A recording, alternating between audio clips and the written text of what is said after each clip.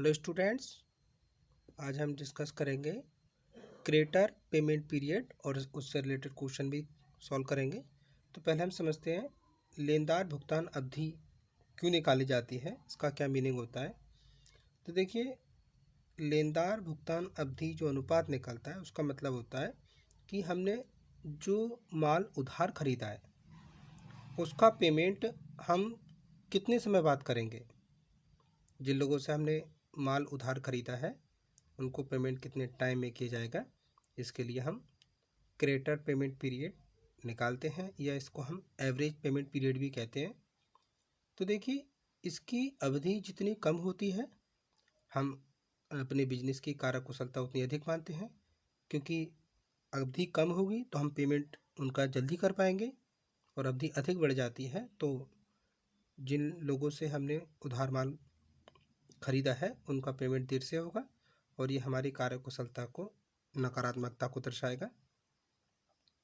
तो लेनदार भुगतान अवधि या creditor payment period, average payment period को कैलकुलेशन करने के लिए फॉर्मूला है इसमें average payment period is equal to creditor plus bill payable upon net credit purchase into 365।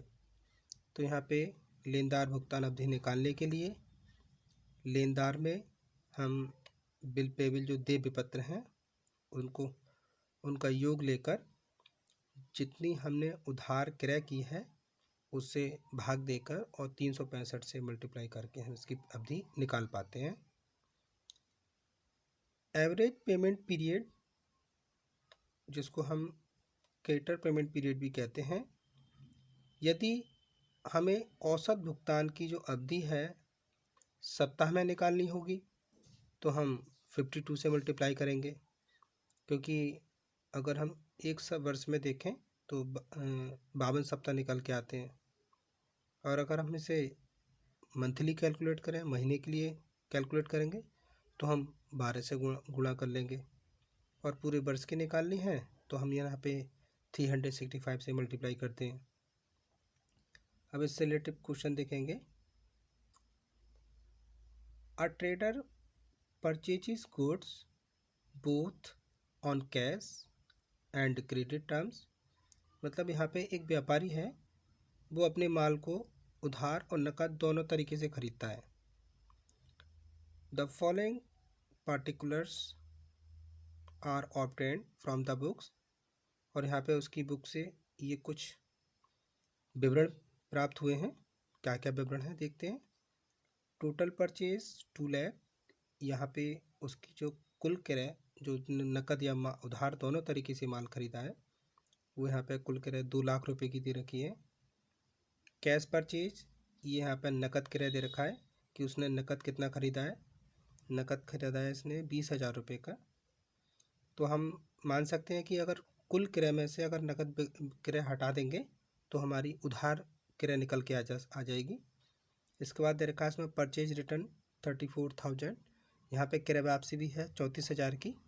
तो हमें क्या करना पड़ेगा, उधार क्रय निकालने के लिए नकद क्रय और जो परचेज रिटर्न क्रय वापसी है वो भी सब्ट्रैक्ट करनी होगी। क्रेडिटर्स ऑल द एंड, मतलब अंतिम लेनदार का अमाउंट यहाँ दे रखा है 70,000, 70,000।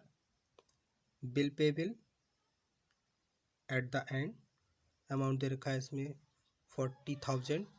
दे बिल का अमाउंट इसमें 40,000 का दे रखा है। Reserve for discount on creditor 5,000, यहाँ पर लेनदारों के छूट के लिए प्रावधान दे रखा है 5,000, मतलब 5,000। कैलकुलेट एवरेज पेमेंट पीरियड, तो हमें इन पार्टिकुलर के अकॉर्डिंग एवरेज पेमेंट पीरियड निकालना है, औसत भुगतान अवधि की गणना करनी है। तो सम अंडरस्टूड, सॉल्यूशन करते हैं इसको। देखिए, सबसे पहले हमें यहाँ पे फॉर्मूले के अकॉर्डिंग क्रेडिटर्स, बीपी और नेट क्रेडिट परचेज निकालनी होगी। तो देखिए, जो क्रेडिटर्स हैं वो हम क्वेश्चन में से ले लेंगे, क्योंकि क्वेश्चन में दे रखा है creditor all at the and, जो अमाउंट दे रखा है 70,000। इसके साथ चाहिए हमें बिल पेबल, तो बिल पेबल का अमाउंट यहाँ पर है bill payable at the end ₹40,000। और अभी हमें नेट क्रेडिट परचेज नहीं पता है, वो हम क्वेश्चन में जो भी डेटा गिवन है उससे हम कैलकुलेट करेंगे। तो हम यहाँ देखते हैं टोटल परचेज।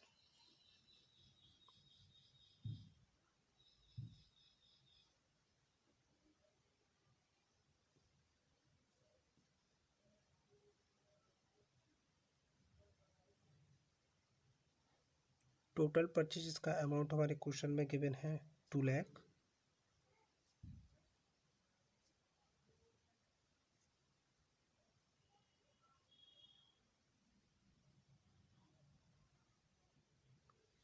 टोटल परचेज में से हमने जो भी माल नकद खरीदा है, मतलब जो कैश परचेज है, उसको सब्ट्रैक्ट करना है। तो लेस करेंगे यहाँ पर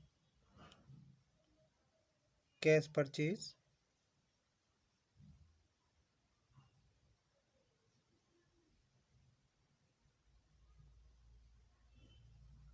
कैश परचेज का अमाउंट क्वेश्चन में गिवन है 20,000, तो ये हमें यहाँ पे सब्ट्रैक्ट करना है।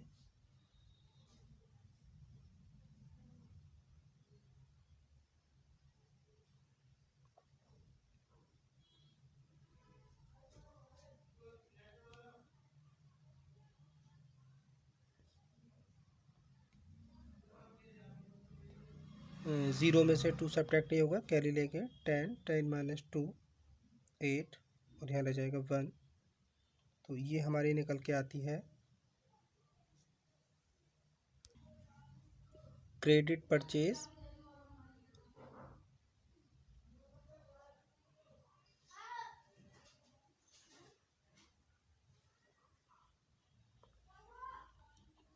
क्रेडिट परचेज में से क्वेश्चन में परचेज रिटर्न दे रखा है इसमें, तो इस प्रकार से हमारी क्रेडिट परचेज निकल के आती है 1,80,000। अब इसमें से हमें सब्ट्रैक्ट करना होगा परचेज रिटर्न, तो यहाँ पे हम परचेज रिटर्न सब्ट्रैक्ट करते हैं।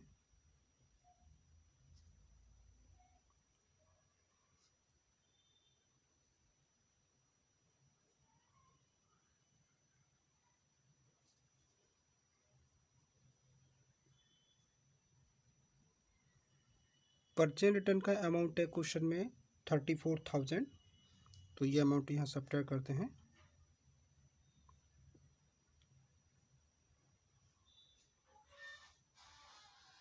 तो इस टाइप से हमारा अमाउंट आ जाएगा 0 0 0, कैरी लेकर 10 माइनस 4 6, 7 माइनस 3 4, 1, 1,46,000 ये हमारी निकल के आती है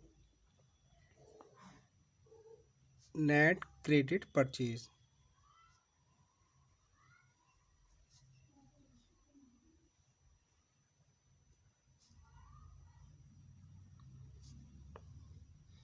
अब देखिए क्वेश्चन के अकॉर्डिंग, सॉरी, जो फॉर्मूला है एवरेज पेमेंट पीरियड के लिए, creditor plus bill payable upon net credit purchase into 365। तो क्रेडिटर हम क्वेश्चन में से लेंगे, बीपी देंगे, और नेट क्रेडिट परचेज हमने निकाला है। अब इसके लिए हम फॉर्मूला अप्लाई करते हैं।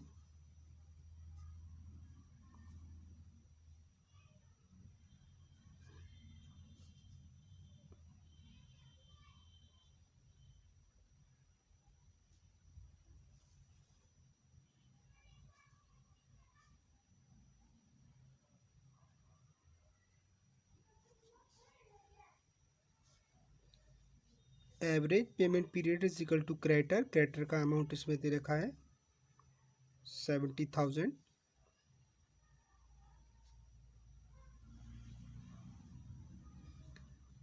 प्लस बिल पेबल चाहिए, बिल पेबल क्वेश्चन में से लेते हैं, bill payable at the end 40,000,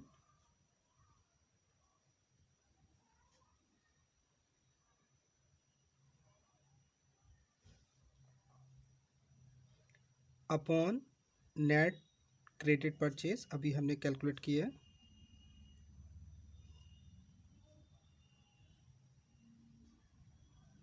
multiply 365। अब हम कैरेक्टर और बीपी के अमाउंट को ऐड कर लेते हैं।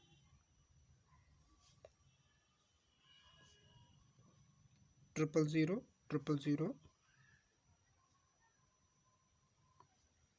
0 + 0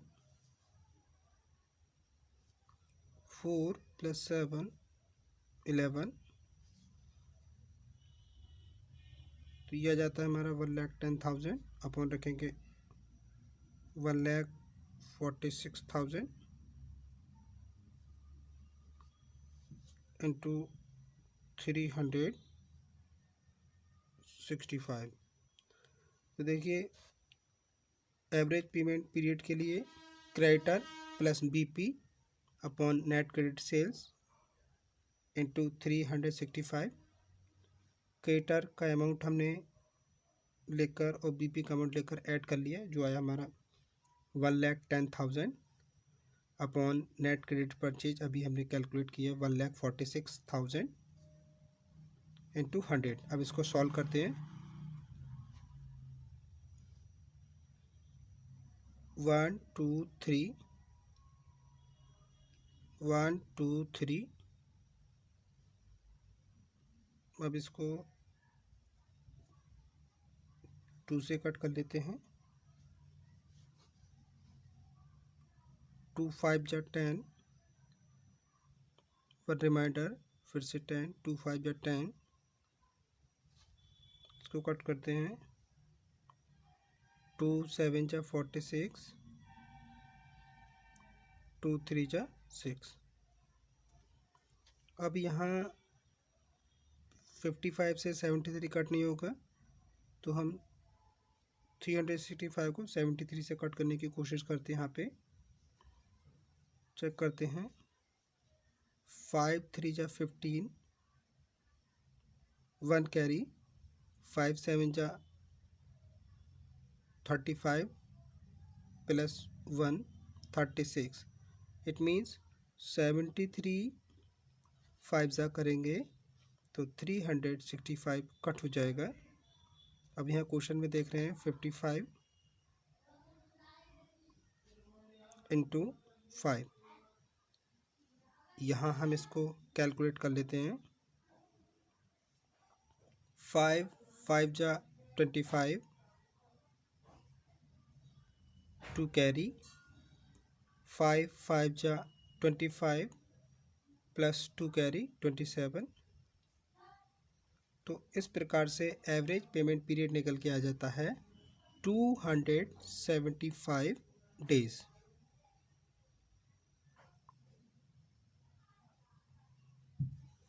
तो यहाँ हमने देखा कि लेनदार भुगतान अवधि उधार क्रय के भुगतान के लिए कितने समय में पेमेंट किया जाएगा। इसके लिए हम क्रेडिटर पेमेंट पीरियड या एवरेज पेमेंट पीरियड निकालते हैं, और ये अवधि पीरियड जितना कम होता है हम अपने बिजनेस की कार्यकुशलता को उतना अधिक बेस्ट मानते हैं। और इसके लिए यदि हम औसत भुगतान अवधियों में निकालना चाहें, मतलब जो सप्ताह में निकालना चाहें, तो जहां हमने यहाँ पे 365 रखा है वहाँ हम 52 से मल्टीप्लाई कर लेंगे, क्योंकि एक वर्ष में 52 सप्ताह होते हैं। अगर आप इसको महीने में कैलकुलेट करना चाहते हैं तो 365 के प्लेस पर हम 12 से गुणा कर लेते हैं, 12 से गुणा कर लेते हैं। तो इस प्रकार से हम लेनदार भुगतान अवधि का समय निकाल लेते हैं। तो यहाँ हमने एवरेज पेमेंट पीरियड के लिए कैरेक्टर और बीपी क्वेश्चन में गिवन थे। नेट क्रेडिट परचेज हमने निकाली है। एक बार फिर से रिकॉल करा देते हैं कैसे निकाली है। हमने देखा कि क्वेश्चन में टोटल परचेज गिवन थी 2 लाख, हमने 2 लाख रखा है। इसमें से जो भी हमने माल नकद खरीदा है, नकद क्रय किया है, वो हमारा कैश परचेज होता है। वो कैश परचेज हमने घटा दिया है 20,000 रुपये का। 2 लाख में से 20,000 घटाकर आ गए हमारे 1,80,000, जिसको हम कहेंगे उधार क्रय।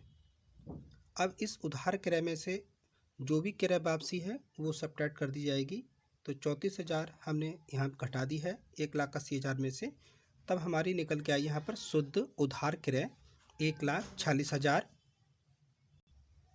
फिर हमने एवरेज पेमेंट पीरियड के लिए फॉर्मूला अप्लाई किया है, creditor plus BP bill payable upon net credit purchase into 365। तो हमने कैटर का अमाउंट लिया 70,000, बिल पेबल का अमाउंट लिया 40,000, इन दोनों को ऐड करके आया हमारा 1,10,000। इसके अपॉन में रखिए हमने नेट क्रेडिट परचेज 1,46,000। इसको सॉल्यूशन कैसे किया एक बार फिर से देख लीजिए। हमने क्या किया, 000 से 000 यहाँ कट किए, उसके बाद 146 और 110 को 2 से रिड्यूस किया, तो ये 2 7 जा 14, 2 3 जा 6, और इसको कट किया 2 5 जा 10, रिमाइंडर 1, 2 5 जा 10। तो इस तरीके से हमारा यहाँ पे 55 ऊपर और 73 नीचे।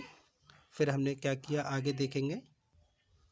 फिर हमने देखा कि 73 से 365 को 5 टाइम कट कर सकते हैं, तो हमने यहाँ पे 73 5 जा किया तो 365 आता है। फिर हमारे यहाँ पे 55 इंटू 5 बचता है। अब यहाँ हम मल्टीप्लाई कर लेंगे 55 इंटू 5, 5 5 जा 25, कैरी 2, 5 5 जा 25 प्लस 2 27। तो इस तरीके से 275 डेज हमारा एवरेज पेमेंट पीरियड निकल के आ जाता है। तो आज की वीडियो के लिए इतना ही। Thank you very much students.